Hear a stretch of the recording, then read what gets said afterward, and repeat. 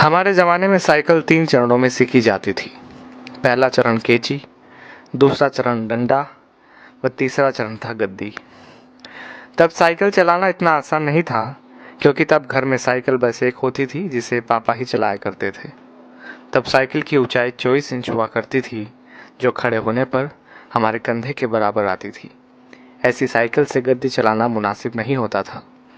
केची वो कला होती थी जहां हम साइकिल के फ्रेम में बने त्रिकोण के बीच घुसकर दोनों पैरों को दोनों पेंडल पर रखकर चलाते थे। और जब हम ऐसे चलाते थे तो अपना सीना तान कर टेढ़ा होकर हैंडल के पीछे से चेहरा बाहर निकाल लेते थे और टिन टिन करके घंटी इसलिए बजाते थे ताकि लोग भाग देख सके कि लड़का साइकिल दौड़ा रहा है।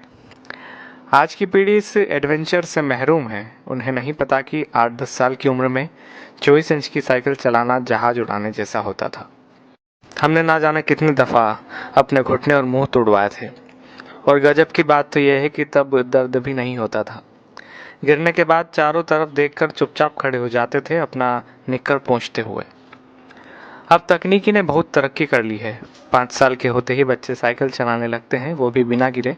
2-2 फीट की साइकिल आ गई है और अमीरों के बच्चे तो अब सीधे गाड़ी चलाते हैं। छोटी छोटी बाइक उपलब्ध है बाजार में।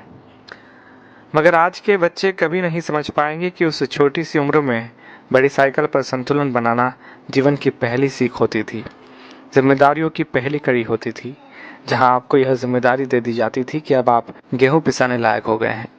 इधर से चक्की तक साइकिल डुगराते हुए जाइए और उधर से केची चलाते हुए घर वापस आइए। और यकीन मानिए, इस जिम्मेदारी को निभाने में खुशियां भी बड़ी गजब की होती थी।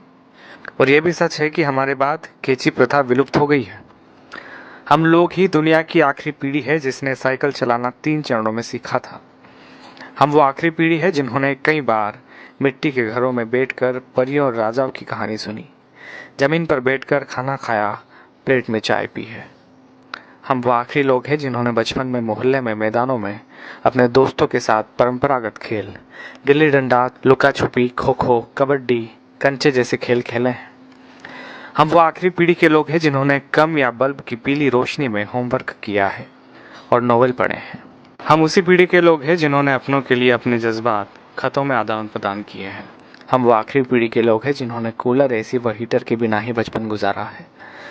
हम वो आखिरी पीढ़ी के लोग हैं जो अक्सर अपने छोटे बालों में सरसों का ज़्यादा तेल लगाकर स्कूल और शादियों में जाया करते थे। हम वो आखिरी पीढ़ी के लोग हैं जिन्होंने स्याही वाली दवात या पेन से कॉपी, किताबें, कपड़े और हाथ काले नीले किए हैं। हम वो आखिरी लोग हैं जिन्होंने टीचर से खूब मार खाई है। हम वो आखिरी लोग हैं जो मोहल्लों के बुजुर्गों को दूर से देखकर नुक्कड़ से भागकर घर आ जाया करते थे। हम वो आखिरी लोग हैं जिन्होंने गोदरेज सोप की गोल डिबिया से साबुन लगाकर शेव बनाई है, जिन्होंने गुड़ की चाय पी है, काफ़ी समय तक सुबह काला या लाल दंत मंजन या सफ़ेद टूथ पाउडर इस्तेमाल किया है।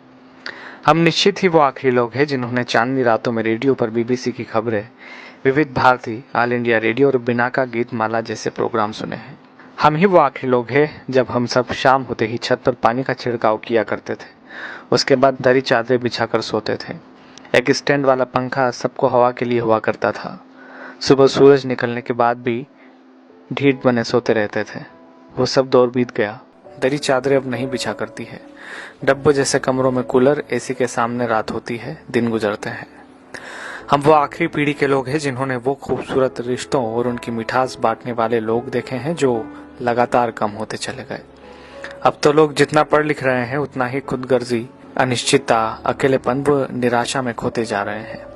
हम ही वो खुशनसीब लोग हैं जिन्होंने रिश्तों की मिठास महसूस की है।